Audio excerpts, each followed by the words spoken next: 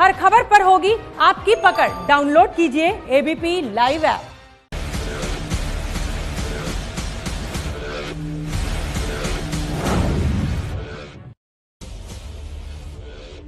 नमस्कार, आप देख रहे हैं एबीपी न्यूज। आपके साथ हूं मैं रोबिका लियाकत। हमारे डिबेट शो हुंकार में आप सभी का बहुत बहुत स्वागत है। आज दिल्ली को घेर कर बैठे किसानों के आंदोलन का कौन सा दिन है? 12 दिन। अब तक किसान इस आंदोलन से राजनेताओं को दूर रख रहे थे, लेकिन जैसे ही उन्होंने भारत बंद का ऐलान किया, विपक्ष को राजनीति चमकाने का मौका मिल गया। मोदी विरोध के नाम पर गैर भाजपाई दल टूट पड़े। 13 दलों ने भारत बंद को समर्थन दे दिया। अब तो खबर 20 की आ रही है। दिल्ली के मुख्यमंत्री अरविंद केजरीवाल किसानों के बीच पहुंच गए हैं और ये कहा कि मैं मुख्यमंत्री की तरह नहीं, सेवादार बनकर आया हूं। यूपी के पूर्व सीएम अखिलेश यादव कन्नौज में यात्रा निकालने लगे। धारा 144 के उल्लंघन के लिए उसके बाद उनको हिरासत में ले लिया गया। कांग्रेस ये कह रही है कि कल सभी जिला मुख्यालयों में प्रदर्शन होगा। बीजेपी आरोप लगा रही है कि किसान के चेहरे पर, किसान के नाम पर विपक्ष का ये दोहरा रवैया है, डबल स्टैंडर्ड है। खुद अपनी सरकार रहते तो मंडी एक्ट में बदलाव के लिए बड़ी बड़ी बातें कर रहे थे ये सभी लोग, और जब मोदी सरकार ने इसे कर दिया, अमली जामा पहना दिया, तो आज विरोध कर रहे हैं।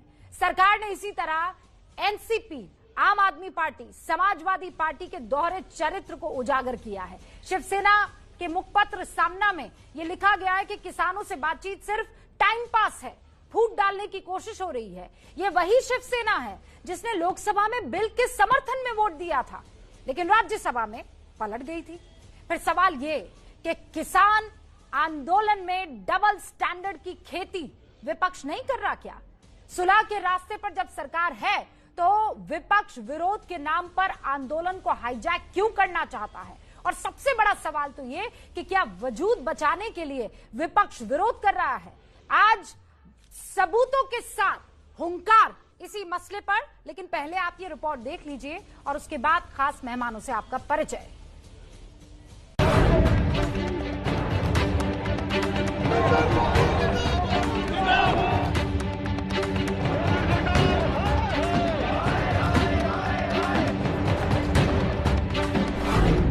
दिल्ली घेर चुके किसान आंदोलन का आज 12वां दिन।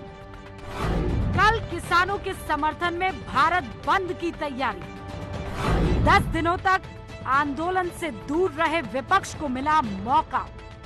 किसी को राजनीति नहीं करने देंगे। 70 साल से ये राजनीतिक लोग किसानों को बुद्धू बना के राजनीति कर रहे हैं। अब किसान जाग चुका है, लेकिन अब ये बात नहीं चलेगी।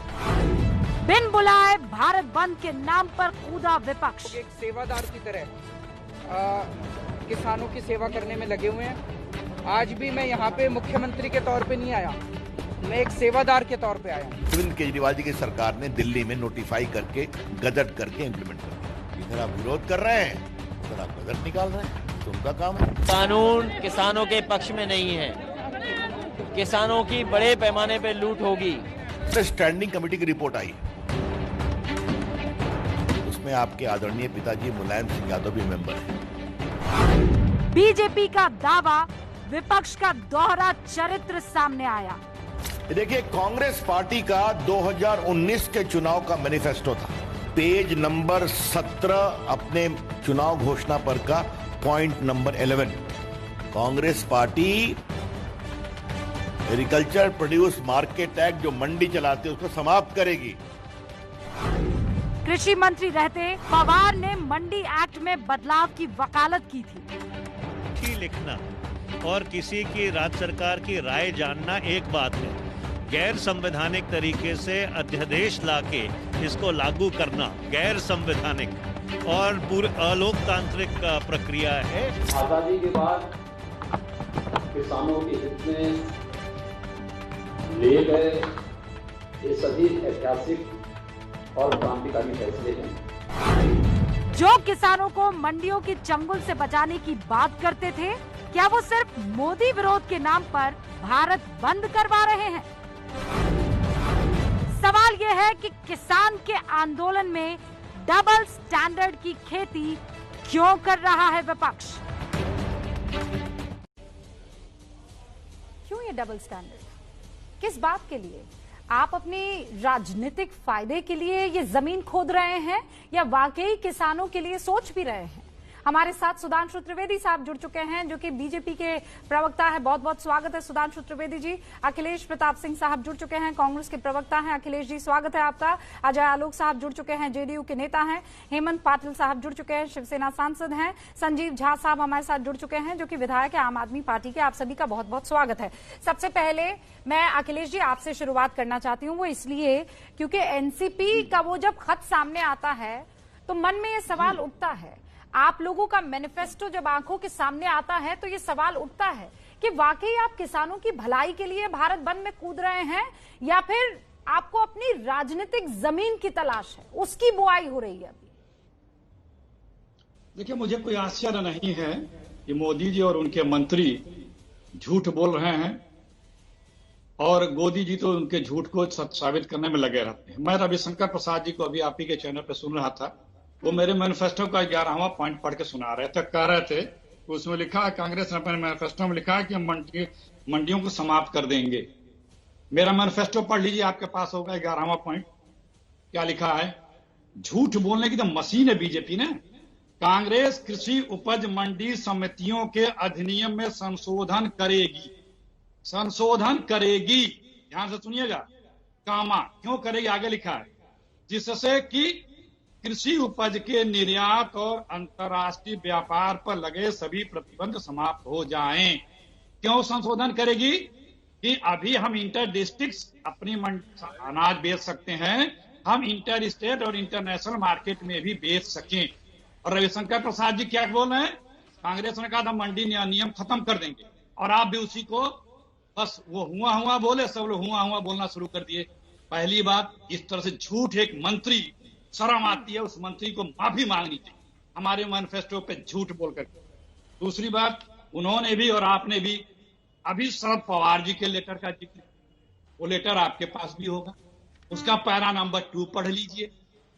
इन this contest the need to amend the present state APNC act. Amend करने की बात हो रही है, खत्म करने की बात नहीं हो रही। और अमेंड करने के जो उसी पैरा में, सेकेंड पैरा में लास्ट पर लाइन देखिए, also circulated draft model APMC rule 2000। हमने ड्राफ्ट मॉडल भी हर स्टेट को दिया था। ये देखिए, इसमें आप सुझाव दीजिए, बताइए क्या हो सकता है, कैसे हो, और चीजें इसमें जोड़ी और घटाई जा सकती हैं। हम रातों रात अध्यादेश ला करके चोरों की तरह से अडानी अंबानी कानून नहीं बना रहे थे। शरद पवार का वो लेटर मेरे पास है, अखिलेश प्रताप पढ़ लीजिए। हाँ, मैं पढ़ लेती हूँ आपको। ये जो आधा सच आप देश के सामने रखते हैं ना, मुझे उससे कोफ्त होती है। आधा सच आप लोग रख रहे हैं, ये आधा मैं पूरा पढ़ के सुना रही हूँ। ये रहा लेटर, ये रहा लेटर। और ऐसा करती हूँ, बिल्कुल इसको ऐसे रख के पढ़ के सुनाती हूँ आपको, ठीक है? हाँ, बिल्कुल बिल्कुल पढ़ के सुना रही हूँ मैं। रुकिए, अब रुकिए। आप ये कह रहे हैं कि अमेंड के आगे पढ़िए ना। आप क्या खेल खेल रहे हैं? अमेंड करके क्या करेंगे आप आज आरोप क्या लगा रहे हैं? आप आरोप क्या लगा रहे हैं, पहले मुझे ये बताइए, मैं फिर पढ़ूंगी। आप मुझे बताइए कि आप आरोप क्या लगा रहे हैं कि सरकार क्या कर रही है? प्राइवेट सेक्टर्स को खुला मैदान दे रही है खेलने के लिए। ये आरोप है ना आपका अखिलेश जी? क्लैरिटी ले लेना चाहती हूँ मैं, यही आरोप है आपका? ये सिर्फ कारपोरेट के लिए ना, आप ये कह रहे हैं ना कॉर्पोरेट सेक्टर्स को खुला फील्ड मिल जाएगा। मैं बस आगे पढ़ लेना चाहती हूँ। फिर अमेंड करेंगे इस एक्ट को, अमेंड करेंगे इस एक्ट को, पढ़ रही to encourage the private sector in providing alternative competitive marketing channels in the overall interest of farmers. Amend करेंगे ताकि प्राइवेट सेक्टर्स को माहौल मिल सके और फार्मर्स को फायदा हो। आप क्या झूठ बता रहे हैं? ये पूरा लेटर मेरे पास है।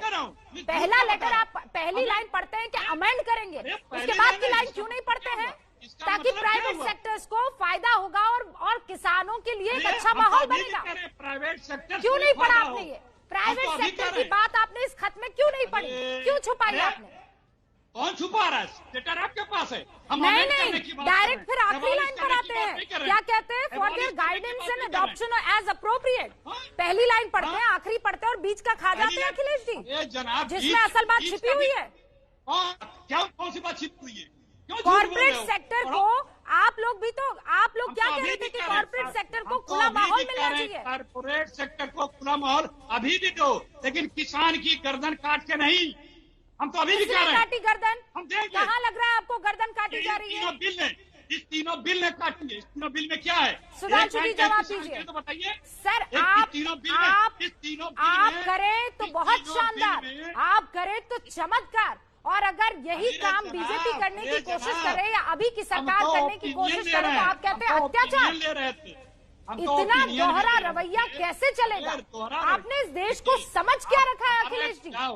हमारा एक सुझाव है, ये जो किसानों से बात नहीं कर पा रही है बीजेपी की सरकार, एंकरों को भी बुला लेना चाहिए। एंकरों को भी बुलाना, किसानों को समझाने। अखिलेश जी, जब आपकी पोल खुलती है, जब आपकी सच्चाई इस लेटर में दिखाई देती है, तो आपको ये लेटर मैंने तो नहीं लिखा, ये लेटर मैंने नहीं लिखा, ये लेटर शरद पवार ने लिखा। इस लेटर में मैंने तो कॉर्पोरेट घरानों की और प्राइवेट सेक्टर्स के खेलने की बात नहीं की। ये तो शरद पवार ही थे ना जिनका बचाव आप लोग कर रहे हैं, आप ही की सरकार थी ना। सुधांशु जी जवाब दीजिए। आपके मंत्री ने और आपने कहा शरद पवार ने चिट्ठी लिख करके प्राइवेट सेक्टर के लिए लाया था, बिल नहीं लाया था, अमेंडमेंट की बात की पूरे देश ने और अमेंडमेंट का ओपिनियन मांगी थी। अमेंडमेंट किस चीज के लिए? आप देखिए, किस चीज के लिए, वही तो सवाल है ना। रूबिका जी सुनिए, आप सुधांशु जी से एक बार सुन लीजिए, फिर मैं। सर, मुझे कोई प्रॉब्लम नहीं थी अगर ये काम आपने अपनी सरकार रहते नहीं किया होता और आज आप भारत बंद में खड़े होते तो मुझे कोई दिक्कत नहीं थी। अपनी सरकारों में आपने यही काम किया और मोदी के अगेंस्ट जाने के लिए आप अपनी कही बात से पलट जाएंगे। अरे गोदी जी, इसमें ड्राफ्ट, जो मॉडल ड्राफ्ट है वो क्या है? तो ड्राफ्ट जो लगा के भेजा इस पत्र के साथ। हाँ, अब तो इफ एंड बट लगाएंगे ना अखिलेश जी, आप पूरा इफ एंड बट लगाएंगे। अब उस इफ एंड बट का जवाब भी सुन लीजिए सुधांशु त्रिवेदी जी। इसमें आप देखिए, अखिलेश जी ने अभी ये जो खत था, ये जो पत्र था, इसके मजमून के ऊपर जिस तरीके से वो एक्सपोज हुए हैं, रूबिका जी, इसमें मुझे बस एक ही पंक्ति ध्यान आती है कि क्या मैंने लिखा और जाने क्या उसने सुनाया, कासिद ने तो पैगाम की माचिस लगा के रखी। सबको समझ में आ गया है कि क्या लिखा है। अखिलेश जी सुनिए, और ये कह रहे हैं, से आप ही से बात कर रहे थे, आपको पूरा मौका दूंगी, मैं मौका दूंगी। सर रुकिए, आप सुन लीजिए ना, आप कह रहे हैं कि अभी आपके साथ धोखा, किसानों के साथ धोखा। अब सुन ले कौन सा धोखा हुआ है। मैं फिर रिपीट करके अपनी बात शुरू करता हूँ। रूबिका जी, क्या मैंने लिखा और जाने क्या उसने सुनाया, कासिद ने तो पैगाम की माचिस लगा के रख दी, साफ साफ दिखाई पड़ रहा है। और ये कह रहे हैं कारपोरेट को प्लेयर बनाने के लिए। देखिए, झूठ शब्द से बड़ा ही लगाव है हमारे मित्र अखिलेश जी को। ये बताइए, एमएसपी में संशोधन की बात आपने कही है, हमने तो कुछ भी नहीं किया है। एमएसपी तो यथावत है, झूठ बोल रहे हैं, एमएसपी खत्म हो रहा है। दूसरी बात, अंबानी अडानी की बात कर रहे हैं। मार्च सन 2019 में कैप्टन अमरिंदर सिंह पेप्सी के प्लांट का उद्घाटन करते हैं। पेप्सी अंबानी अडानी का बाप है, मल्टीनेशनल है। अच्छा, वो कारपोरेट नहीं है क्योंकि वो कांग्रेस के रिजीम में हुआ है। और ये महाराज, पंजाब में फल और सब्जी एपीएमसी एक्ट से बाहर है। रूबिका जी, सब्जी हम लोग रोज खरीदते हैं, धान और गेहूं महीने 2 महीने में एक बार। समझ में नहीं आता कि जो चीज गेहूं धान के लिए अच्छी है, जो 2 महीने में एक बार आदमी राशन में खरीदेगा, अब रोज खरीदने वाली सब्जी के लिए बुरी है। तो जाइए पहले फल और सब्जी को उससे बाहर करिए। और परम आदरणीय सम्माननीय राहुल गांधी जी, जो आपके लिए अभिनंदनीय है, जनता के लिए निंदनीय है। आज उत्तर प्रदेश का प्रतिनिधित्व नहीं करते, केरल का प्रतिनिधित्व करते हैं। केरल में एपीएमसी एक्ट है या नहीं, बोलिए हाँ या ना? स्पष्ट रूप से ना। वहां की सरकार ने कर दिया खत्म। राहुल गांधी के राज्य में एपीएमसी खत्म और दिल्ली में झंडा उठा के खड़े हुए हैं। इसीलिए मैं कह रहा हूँ रूबिका जी, आज समस्या ये नहीं है कि किसानों के सामने क्या चुनौती है, आज समस्या ये है कि देश के सामने क्या चुनौती है। ये मामला इतना आगे बढ़ा का संकट पैदा हुआ है। सुधांशु जी, ये मामला इतना आगे बढ़ा क्यों? जब दूध का दूध, पानी का पानी है, सफेद और काला सबके सामने है, तो फिर किसानों को इस बात का विश्वास क्यों नहीं हो पा रहा है? क्या वजह है? मुझे ये भी तो जानना होगा ना। आपने क्यों इन लोगों को कॉन्फिडेंस में नहीं ले लिया? आपको नहीं पता था कि इस तरीके से अगर थोड़ा भी मामला ट्रैक से बाहर जाता है तो आप इस एंटी सीए आपको पता ही होगा ना, 370 आपको याद ही होगा ना। आपको ये पता ही है ना कि जब जब ऐसा कुछ हुआ है तब तक पूरे देश में एक ऐसा माहौल बना है, तो आप लोगों ने उसकी तैयारी पहले क्यों नहीं की? ये तो मामला किसानों का है। यहाँ समस्या ये है, मैं विनम्रता से कहना चाहता हूँ, इतने महीने हो गए इस एक्ट को लागू हुए, जहाँ आपकी विपक्ष की सरकार है, बंगाल में क्यों नहीं हुआ, तेलंगाना में क्यों नहीं हो रहा, छत्तीसगढ़ में क्यों नहीं हुआ, राजस्थान में क्यों नहीं हुआ, फिर पंजाब में ही, शायद इसलिए कि चुनाव नजदीक आ रहे। और हमने तो साफ बात ये कही ना, हम तो सिर्फ आपसे सीधी सीधी बात ये कह रहे हैं, किसानों को भड़काना बरगलाना बंद करिए। किसान भाइयों से मैं अनुरोध करता हूं, कृपया एक्ट को पढ़ लीजिए। कोई परिवर्तन नहीं किया गया है। आप अपने खेत से गांव से बाहर निकलते थे, रोड के ऊपर एक रोडवेज की बस जाती थी, अब कह दिया गया एक प्राइवेट बस भी मिलेगी। अब मन हो रोडवेज की बस में बैठिएगा, मन हो प्राइवेट बस में बैठिएगा, जिसमें सुविधा और किराया अच्छा मिले उसमें बैठिएगा, कोई समस्या ही नहीं है। मगर ये कह रहे नहीं जी रोडवेज की बस पे ही चलना चाहिए, वो प्राइवेट वाला मौका नहीं। एक सड़क है गांव की जिसपे चुंगी लगती है, एक और वो ये कह रहा है, देख कोई भी नया सिस्टम जब लाने की कोशिश होती है तो वो विश्वास बिठाना होता है ना। पहले वो भूमिका उसकी जरूरत होती है ना। वो क्यों कमी सरकार की तरफ से दिखी? किस बात का इतना कॉन्फिडेंस था आपको? क्यों लगा कि सब ठीक हो जाएगा? और फिर उसका फायदा आप देख रहे हैं या नाजायज फायदा देख रहे हैं, वहां सड़कों पर उठाया जा रहा है। हेमंत पाटिल साहब शिवसेना सांसद हमारे साथ बने हुए हैं, जरा उनका भी रुख हो। उससे पहले, अच्छा वो अभी तक आए नहीं, मुझे ये जानकारी मिल रही है। हमारे साथ आम आदमी पार्टी के मेहमान भी है, जरा उनका रुख कर लेते हैं। सर, आप पर तो बहुत बड़ा आरोप लग रहा है संजीव झा साहब, आपकी पार्टी ने तो पहली नॉन बीजेपी स्टेट के तौर पर हेडलाइंस प्राप्त की थी कि पहला ऐसा नॉन बीजेपी स्टेट बना जिसने इस तीनों कानून को लागू कर दिया है। आज आपने यू टर्न ले लिया। U turn.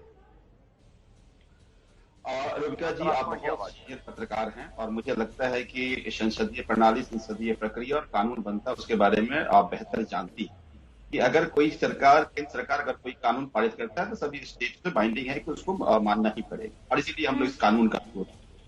अभी मैं सुन रहा था बीजेपी के न्यूज को, बहुत गंभीरता से सुन रहा था। ये कह रहे हैं किसान को टकराया जा रहा है, किसान समझदार नहीं।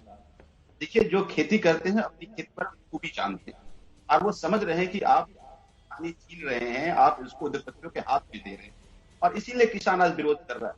आज सिंगू बॉर्डर पर जाइए, आप टिकरी बॉर्डर पर जाइए, किलोमीटर्स में लोग बैठे, महिलाएं बैठी हैं, बच्चे बैठे हुए हैं, किसान बैठे हुए हैं, उससे बैठे हुए हैं कि उनको लगता है कि आपके साथ धोखा होगा, और लगातार बातचीत का सिलसिला जारी है, लेकिन कोई सकारात्मक हल नहीं निकल रहा। और जब सकारात्मक हल नहीं निकल रहा है तो इससे किसान परेशान, और इसीलिए हम सब लोग किसान के मांग के साथ।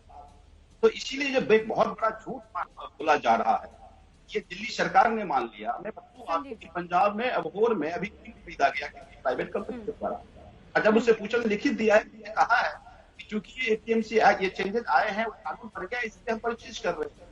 तो ये सभी स्टेट को मानना पड़ेगा। ये एक संजीव जी, मैं इस बात को लेकर आपकी इज्जत करती हूँ कि आपने कहा कि भाई हमें कानून को मानना पड़ेगा और इसीलिए संसद में वो पास हुआ, हमने उसको लागू कर दिया। वाकई इसके लिए मैं आपका सम्मान करती हूँ, लेकिन ये तो दोहरा रवैया हुआ ना, ये तो डबल स्टैंडर्ड हुआ कि कानूनी रूप से आप मानेंगे, लेकिन जहां आपको मौका मिलेगा राजनीति करने का, आप वहां कानून को भी परे रख देंगे। भाई, जब आप कानूनी रूप से मान चुके तो फिर मान चुके ना सर। अब आपका काम ये हो जाता है कि उस कानून को, अगर किसान उसे नहीं समझ पा रहा है तो उससे समझाएं। अच्छा, ये कहूं उससे पहले मुझे ये बताइए, आप कानून की मुखालिफत करते हैं, आपको लगता है ये कानून जो है वो किसानों के भले का नहीं है? आप पहले दिन से जिस दिन ये पास हुआ, हम लोग उसका विरोध करते रहे। हमारे राज्यसभा के सांसद संजय जी को इस कानून के विरोध करने के कारण संसद से बाहर निकलना पड़ा।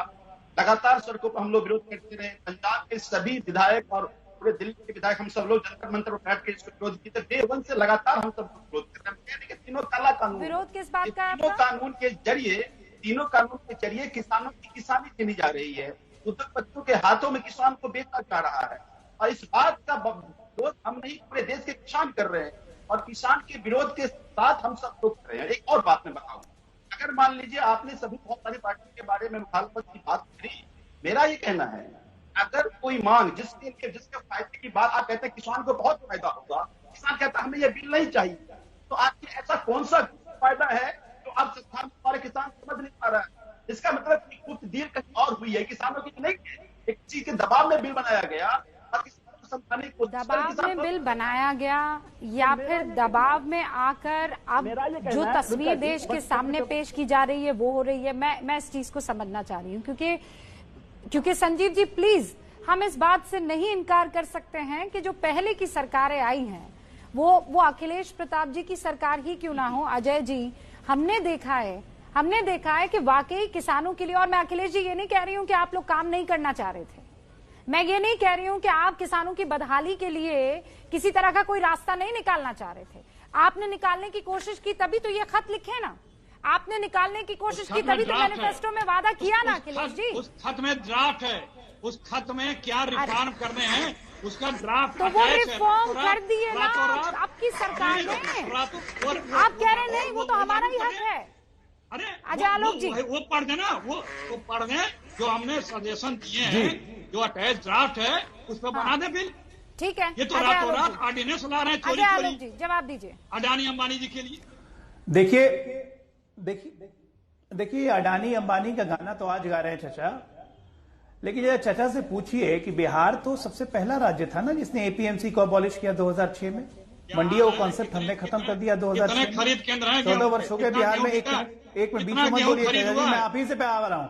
अरे मैं आप ही पे आ रहा हूँ, इतना बेसब्री क्यों हो रहा है? चलिए बिहार के बारे में अरे आप ही पे आ रहे हैं। अरे रुकिए ना एक मिनट, इतना ज्यादा चीखने और बेचैन होने की जरूरत नहीं है। जवाब ये बात का दीजिए माननीय अखिलेश महोदय और आरजेडी के लोग, जवाब इस बात का दीजिए कि 2015 से 17 तक हमारे साथ सरकार में थे, उप मुख्यमंत्री थे आपके तेजस्वी यादव, कृषि मंत्री थे कांग्रेस का, क्यों नहीं आपने बिल का विरोध किया? क्यों नहीं आपने मुख्यमंत्री को बोला कि अगर ये मामला रहेगा तो हम सरकार में नहीं रहेंगे? क्यों आप तारीफ करते रहे कि यहाँ का कृषि बहुत अच्छा है, रोड मैप, कृषि रोड मैप 3 से किसान को फायदा हो रहा है, और आज यहाँ नौटंकी कर रहे हैं बैठ के? जवाब दीजिए जरा। कृषि मंत्री कांग्रेस का था 2015 से 17 के बीच में। क्या कर रहे थे? भूल गए थे? सेलेक्टिव मेमोरी थी। ये राहुल गांधी क्या बोल रहे हैं? सुनेंगे राहुल गांधी क्या बोल रहे? सुनिए पार्टी मार पार्टी के सुनिए राहुल गांधी क्या बोल रहे हैं? सुनिए अब बिल आज आया है, जनाब। अब 2015 में नहीं आया था और बिल जब आज आया है अखिलेश जी कुछ सुना रहे, सुनिए ना, फिर आपको मौका सुनिए इसके लिए हम कुछ सुना रहे हैं। आप ही के नेता committees APMC acts so that the farmers have a choice of where to sell their produce and consumers will get the benefit of lower prices. आपको जानकर हैरानी होगी, ये आप सुना आपने? ये आपके नेता है राहुल गांधी, ये आपके नेता है अजय ललित माकन साहब। ऐसे लोग हैं, आप लोग दो मुंही बातें करते हैं। दूसरी बात ये बताइए, आपको किसने बुलाया भाई? किसानों ने बुलाया आपको कि कांग्रेस पार्टी आओ, आपका समर्थन चाहिए?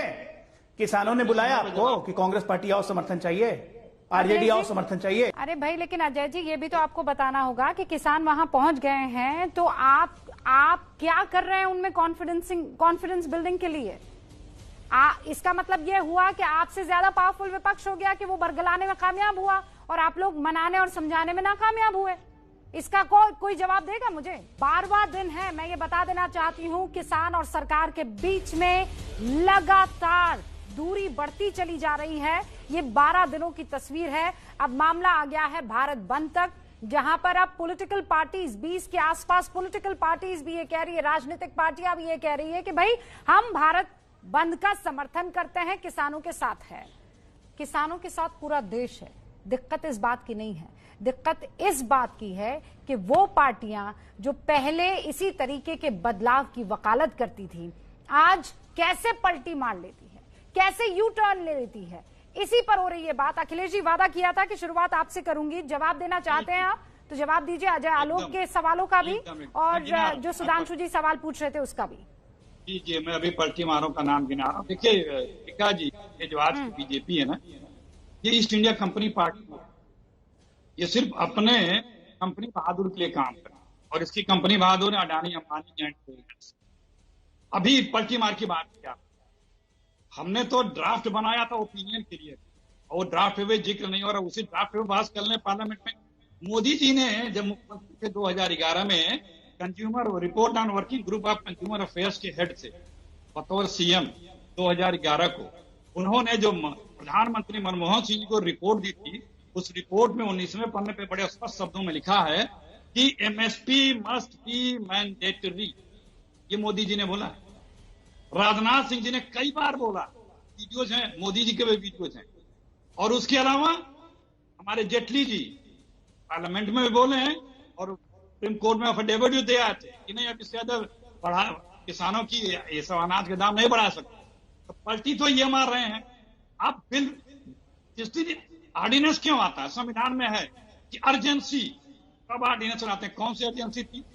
आपके अलायंस पार्टनर इस बिल से, इस ऑर्डिनेंस के बाद जब बिल पार्लियामेंट में आया तो आपके अलायंस पार्टनर आपका साथ छोड़ के चले आते हैं ये कहते हुए कि ये बिल बहुत बेकार है, बड़ा किसानों का नुकसान हो जाएगा।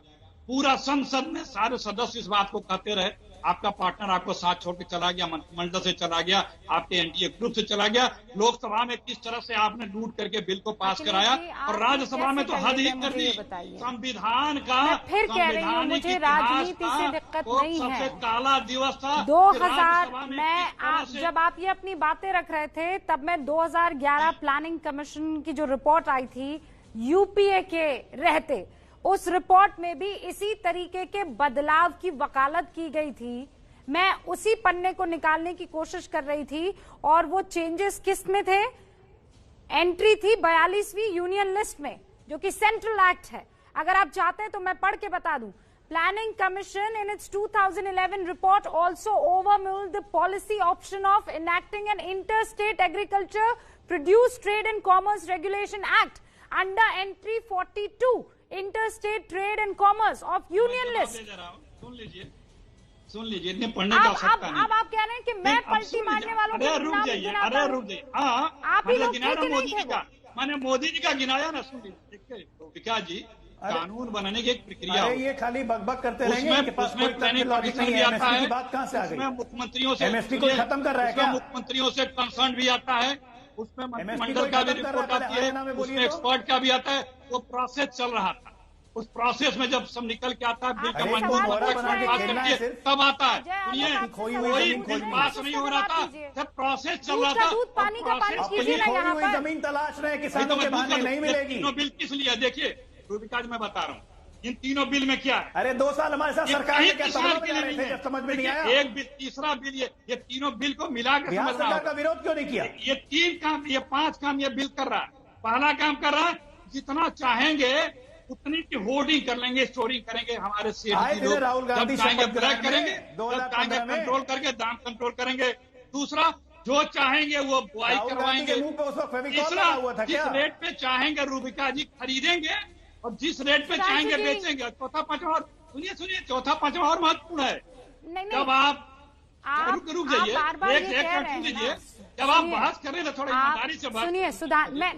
मैं बस ये जानना, अगर मैंने ये चिट्ठी आपकी नहीं पढ़ी होती, मैनिफेस्टो आपका नहीं पढ़ा होता, जो चेंजेस रेकमेंड किए गए प्लानिंग कमीशन जब आपकी सरकार थी, वो लाइनें ना पढ़ी होती, तो मैं आज आपकी सारी बातें सुनती।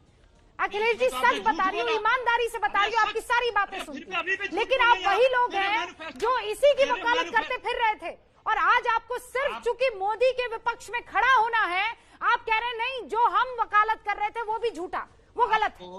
हर बार आप यही करते हैं, क्यों अखिलेश जी? आपको मोदी का कीर्तन करना करते रहिए। सुनिए सर, में और हमारे मुझे किसानों का कीर्तन करना है, मुझे किसानों का कीर्तन करना है, और मैं जानती हूँ आप किसका कीर्तन करना चाहते हैं, और इसीलिए आप किसानों के हित में और भले में होने वाली चीजों को भी झूठ पर आज झूठ पर कसा करने की कोशिश कर रहे हैं। सुधांशु जी, चले जाइए किसानों के बीच में। सुधांशु जी, अरे ये पन्ने झूठ नहीं बोलते हैं अखिलेश जी, ये पन्ने झूठ नहीं बोलते हैं।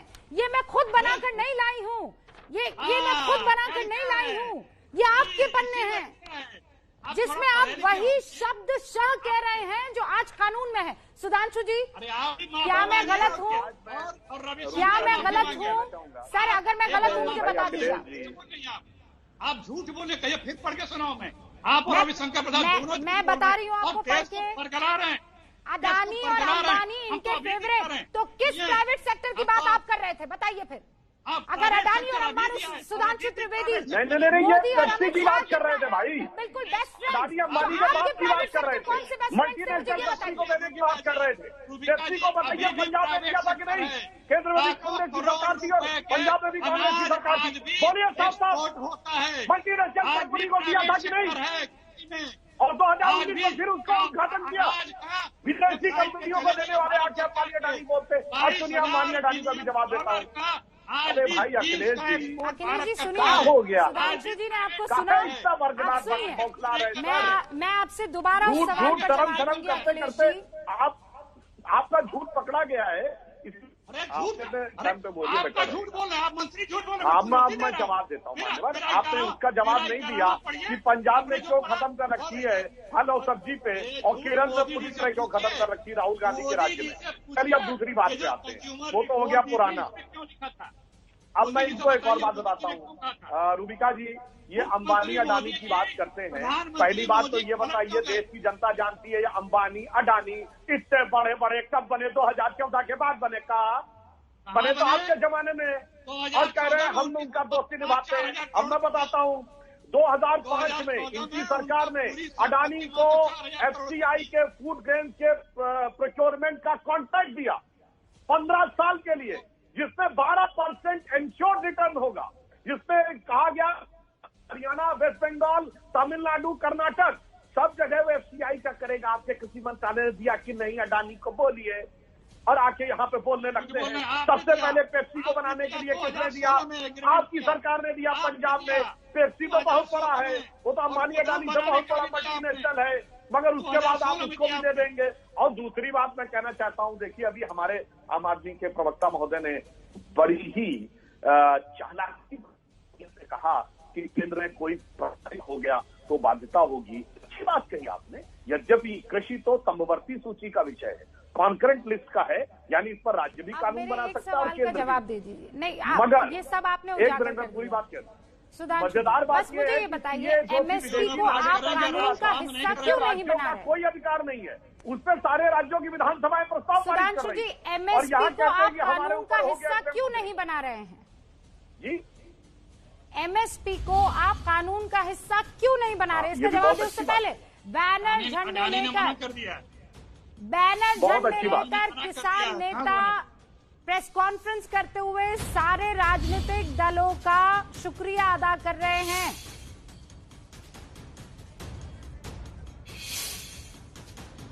बैनर झंडे लेकर किसान नेता ये प्रेस कॉन्फ्रेंस कर ये कह रहे हैं कि बैनर और झंडे लेकर बंद के दिन ना निकले ये पार्टियां, लेकिन दलों के समर्थन के लिए शुक्रिया अदा किया जा रहा है।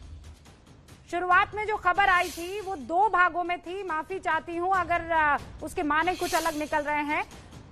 अब खबर एकदम क्लियर है, बैनर और झंडे लेकर ना निकले पॉलिटिकल पार्टियां भारत बंद के दिन। किसान नेताओं की तरफ से यह आग्रह किया जा रहा है, लेकिन साथ में शुक्रिया अदा भी समर्थन के लिए दिया गया है।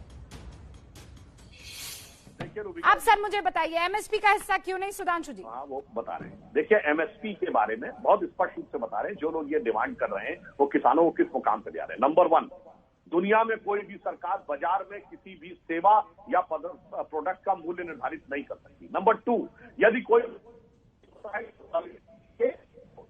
जैसे मोबाइल 2000 का भी आता, मोबाइल 1 लाख का भी आता, वैसे ही कई प्रकार के गेहूं दर्जा हो गया। तो इन चीजों के प्रोडक्ट में जरा सी बदलाव हो जाता है, पानी गिर गया, नमी कम हो जाएगी। अब नमी हो गई, अभी तो 100 रुपए का माल 85-90 में बिक जाता था, अब तो 100 से नीचे नहीं बिक सकता ना। तो नमी हो गई, वो कहेगा हम नहीं खरीद सकते चूंकि इसका तो क्वालिटी वो नहीं, अब तो कूड़ा हो गया।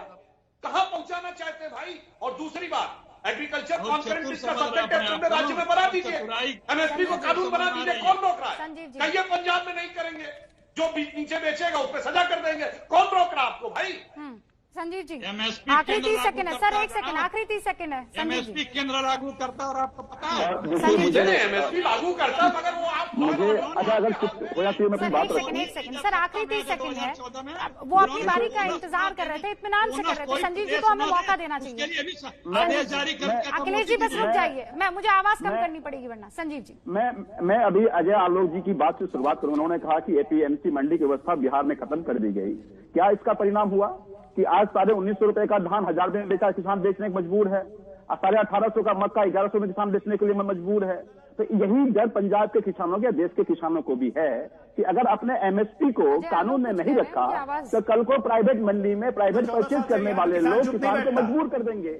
14 साल से किसान यहाँ चुप नहीं बैठता। किसान की किसानी भी बढ़ी, आय भी बढ़ी और पैदावार भी बढ़ी, तीनों चीज बढ़ी। झुठला रहे हैं आप। 3 कृषि मैप से निकल चुका है बिहार। क्या बात आप कर रहे हैं? आधी अधूरी जानकारी लेकर दिल्ली में बैठ के बिहार पे आप ध्यान दे रहे हैं। जाके अपने गाँव में देखिए संजीव जी, तो एमएसपी कौन तय करता है? पूछिए सरकार तय करती फायदा है। हुआ या नहीं? तो मुझे ये लगता है कि इसी तरह की दुविधा किसानों के बीच में भी है और आप किसान को समझा नहीं पा रहे हैं। ये किस बात आप क्यों नहीं सेशन बुला लेते हैं? अगर आप कांग्रेस ने क्या कहा, एनसीपी ने क्या कहा, आप बहस करा ली संसद में, बिल को सस्पेंड कीजिए, सदन में बहस करा लीजिए, उसके बाद एक राय बने, किसान को समझा दीजिए। लेकिन किसान 12 दिन से सड़कों पर है, आप उनकी सुध नहीं ले रहे, लगातार मीटिंग पर मीटिंग करते जा रहे हैं, कोई सकारात्मक हल नहीं निकाल रहे हैं। तब तक किसानों को हो रहा है कि आज उद्योगपतियों के हाथ में ये सरकार समर्थन करेंगे। मैं ये कह रही हूँ कि विपक्षी पार्टियों के नाते इस बिल को आप कह रहे हैं समझा नहीं पा रही है सरकार, तो वो कदम जरा आप क्यों नहीं उठाते हैं? आप बरगलाने का काम क्यों कर रहे हैं? भारत को बंद क्यों किया जा रहा है? इस देश को तो आगे बढ़ना चाहिए ना, थामा और रोका क्यों जा रहा है? वो भी कुछ फैक्ट्स जो कहीं ना कहीं मिसप्लेस किए जा रहे हैं।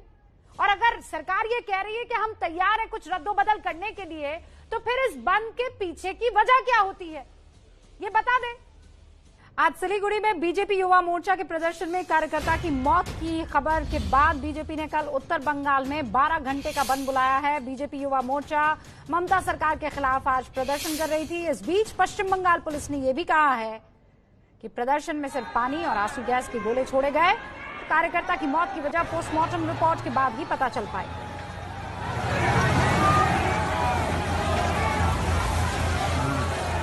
कोरोना काल में 2000 से कम कोरोना का आंकड़ा पिछले 24 घंटे में इस वक्त 1674 केसेस ही आए हैं। 24 घंटे में 63 मौत हुई है और पहली बार एक्टिव केस दिल्ली में 4% से कम हो चुके हैं।